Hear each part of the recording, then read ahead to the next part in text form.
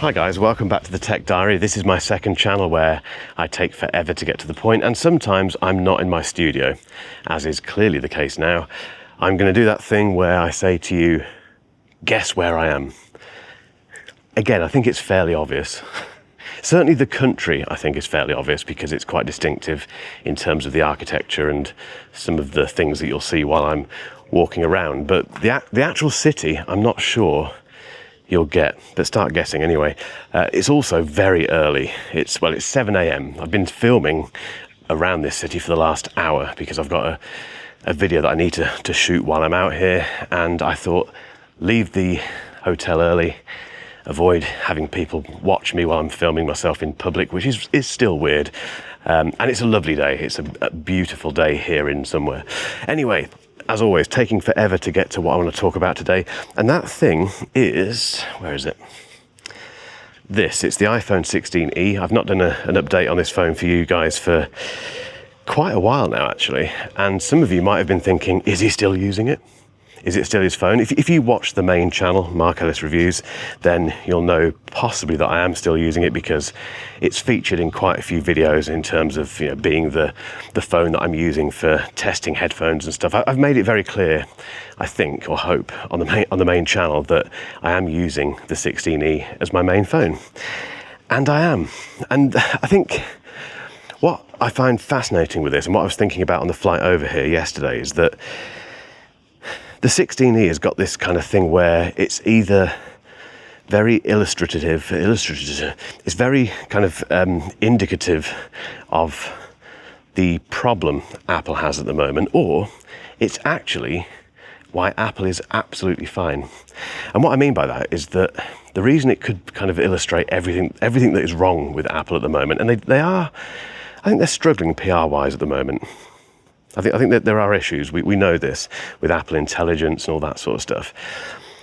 I think the reason the 16e kind of links to that is because it's a classic example of an Apple product that hasn't really innovated. It seems like I've seen people call it a spare parts phone, a parts bin smartphone, which sounds a bit harsh. But actually, well, it is. Let's be honest, it really is that. It's just a whole bunch of components and an old chassis that we've seen before. So I completely get that. This is a clue as to where I am, by the way. That's a clue. So there's that element of the 16e, which I completely understand, and to a degree, I completely agree with, because it compared against the Android competition, I won't name any of them because I will be here for 50 minutes doing that, and you haven't got that time to hear me waffle on. But there are so many examples of Android smartphones that are so much better than the iPhone 16e. They're cheaper, they've got better camera systems, they've got better battery life. In some cases, I think the operating system's better. They're just better, basically. But the 16e just kind of does its own thing, doesn't it? It doesn't seem to care. It's just like, well, whatever. I'm this spare parts phone.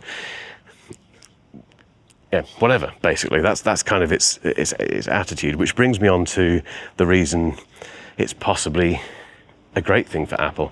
Firstly, I think sales-wise, I have no numbers to back this up, by the way, but I was talking to someone the other day who said that word on the street, behind the scenes, is that the 16e is selling incredibly well. It's doing a very good job in terms of adding to Apple's bottom line, which they knew that was going to be the case.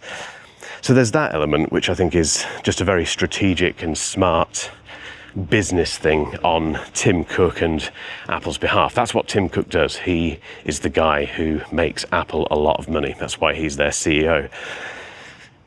The other element, and this is the reason I'm still using it, is that it just works. That's Apple's thing. It's supposed to be Apple's thing. This stuff just works. And it does. I do a lot of traveling, as you can see, and walking around cities that you don't know, traveling on airplanes and going from different locations and all that sort of stuff. You need two things from the phone. You need great battery life, and you need portability, and the 16E has both of those things. It's very portable because it's very small.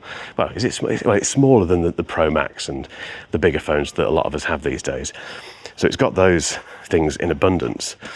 And the battery life, even though it is beaten by a lot of the Android competition, like I mentioned a moment ago, is good. It's really good. It's better, for some reason, than my 16 Pro Max. Much better. So living with it and traveling with it is actually quite straightforward. Yes, I do run into issues with the camera not being good enough. That is a bit of a pain for me because I'm a content creator and I do rely on the camera. So not having a decent zoom and not having an ultra wide, which is one of the biggest misses actually, it is a real pain at times, but it's not the end of the world. You can kind of get by without it. And that is that's the main thing. That's the main reason I think the 16E isn't a problem for Apple, and it's actually one of their greatest assets.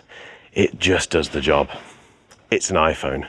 My mum bought one because she needed a new iPhone because of her, I think it was the iPhone XR that she had before, was completely on its last legs. She just bought the 16E and she absolutely loves it. And imagine how many people are like my mum. Sorry, my voice is going. It's very early. Imagine how many people are like her. Millions. So I am, if you've been wondering, I am still using the 16E. Am I enjoying it?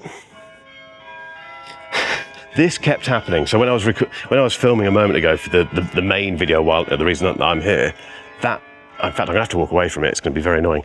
That church, which is probably, go up a bit, that church there, which is probably a giveaway in terms of where I am, kept going off. It kept doing its bells. Anyway, I've lost track of what I was talking about then, which is another quality of this channel. But yeah, the 16E, I'm using it. That was it. Am I enjoying it? Not really. It's just it's a tool. It's a phone. It's very good at being a phone.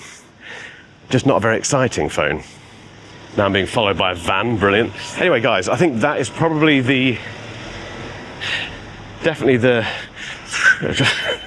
chaos, amazing. That is definitely telling me to stop.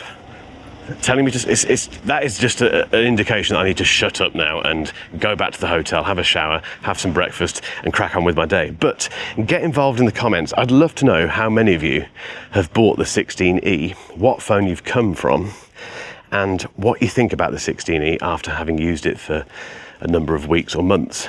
Get involved, and remember, have your guess. What am I talking about? Have a guess at where I am in the comments, and if you haven't hit that button yet, you know which one, you know what to do. See you in the next one. Cheers.